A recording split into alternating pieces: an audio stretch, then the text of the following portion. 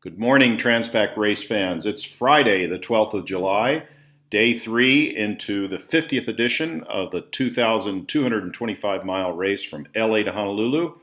I'm Dobbs Davis here to give you today's position report analysis based on our yellow brick tracker. Just to remind you, today will be another wave of starters heading off on the race course. Local time for that start is 1 o'clock here on Pacific Coast Daylight Time, and tomorrow will be the final wave. So make sure to join us each day for some news about that, and of course the website, social channels. We've got lots of options to follow this racing.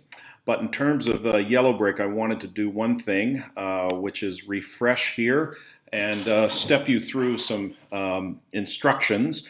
Now, with a refresh screen, you hit this OK, just to acknowledge that there's two different types of the tracker. As I said the other day on our last broadcast, the 200-mile tracker is only live when boats get within that distance to Hawaii at the finish. Now, what I wanted to direct you to was this here.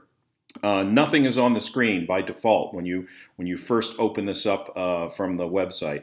So you do need to select the divisions that you want to look at. And currently out on our course are these divisions that I've just selected, and now you start seeing boats come up on the screen. So I wanted to let everybody know of something about that feature. Now, quickly we'll scroll in to see where everybody is and give you a little bit of news on boats out on the course. Actually, I'll scroll back out. What are these guys doing? Why are they going back? Well, Nalu 4 is a Cal 40. As you can see by their little notes here, when you bring up this, when you take your cursor over to the icon of the boat, they said they're having difficulties keeping the bilge dry. They've got pumps that are keeping ahead of the water ingress, but they don't exactly know the problem, and they're nervous about continuing on. So they turned around and came back last night. We've got other retirees on the race course. Aloha Hobie 30 has had some rudder problems. They're heading back. And actually, we just found out another boat is coming back as well. Another Hobie 33. Stand by and I'll get the name of that boat. But they seem to be having some problems with those boats, and therefore are seeing some issues. I think it's this one here, Mayhem. They just reported only an hour or two ago that they were having some rudder problems and have elected to come back. But we'll get to that more in a minute with the status of boats on the course. As you can see, they are with their long tails here. That's part of the graphic. They're going fast. I'm going to throw on the wind data from Predict Wind. Sorry, I'm going to go to Windy. And with Windy, you can see this area of green, meaning winds 15 to 20 knots, maybe a bit higher. So they're in quite strong pressure now on this part of the race course. As I said on Wednesday in our first analysis, they were sagging this far south to avoid this big light air patch here with this extension of the Pacific High over on top of the shortest distance on the course, which is the Great Circle route here.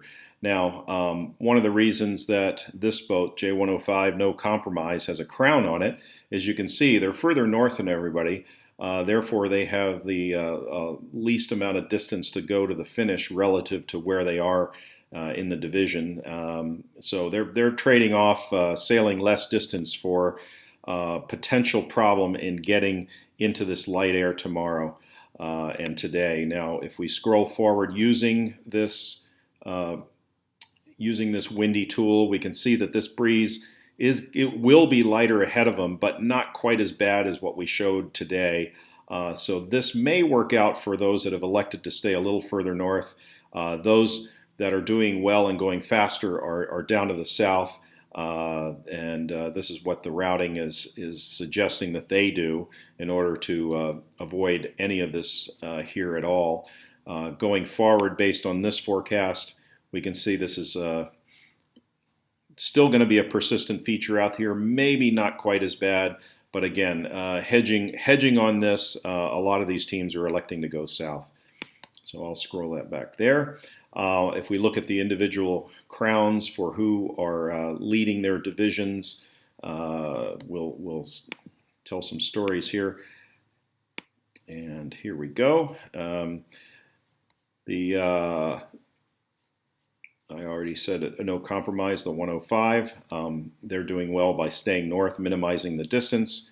Azure is our lead Cal 40 at this point. They're rolling along nicely, 7.6 knots. Pretty good for a Cal 40. Up here, this other, I should probably have to scroll in a little bit more to resolve who this, oh, there we are, yes, Nautilus.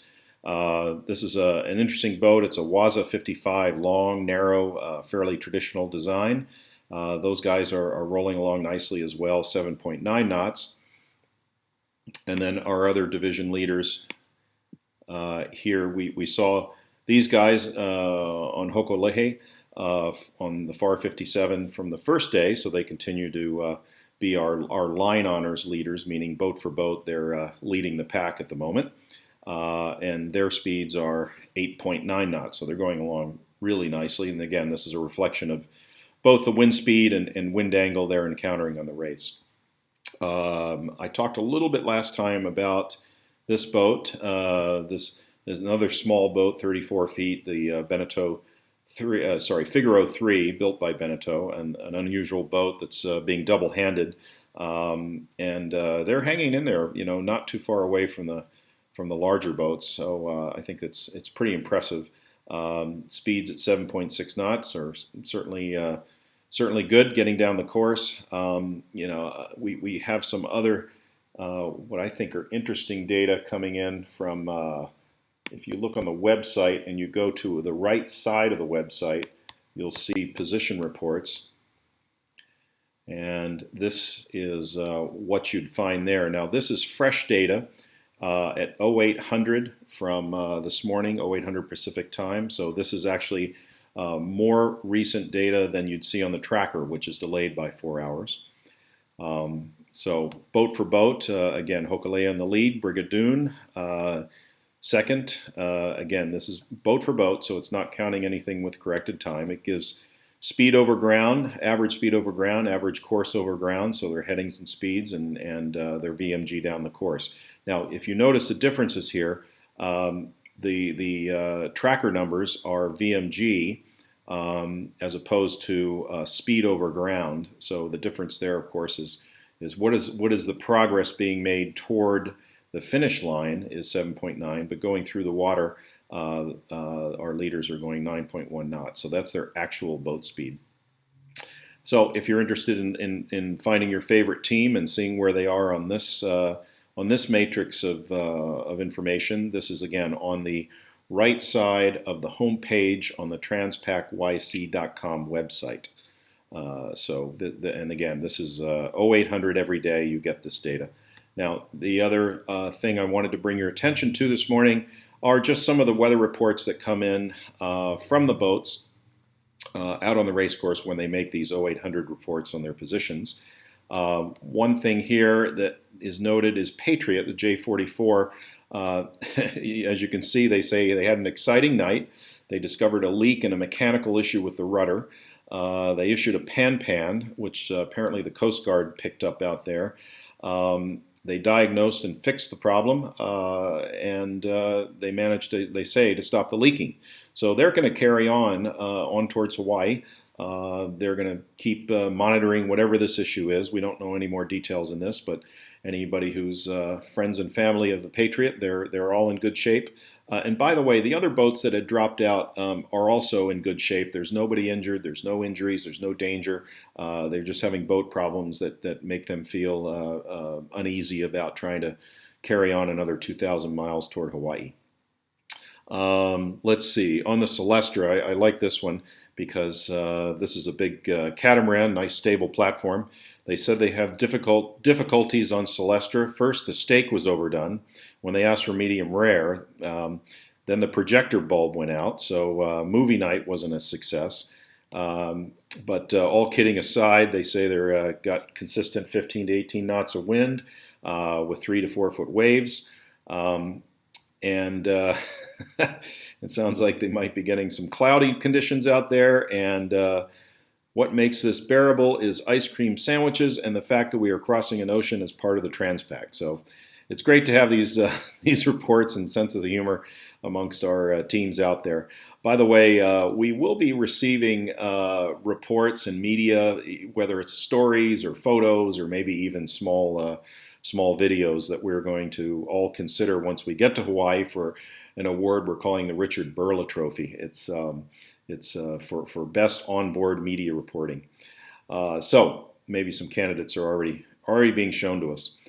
Anyway, I wanted to just alert you to that and bring you back to the tracker. And when we next give you a report tomorrow morning, you'll see another group of boats heading out here. That will be the divisions today who are racing. And this is the second wave of boats. They are faster than the first wave. And then tomorrow we'll have a group that's even faster still. So I'll say so long for now. This is Dobbs Davis. And we will hope you can tune in with us tomorrow. Again, go to transpacyc.com. There's a lot of resources there. Again, from the social media, race reports, some of the reports that I just read to you, and of course, links to this tracker. So long for now. We'll see you tomorrow.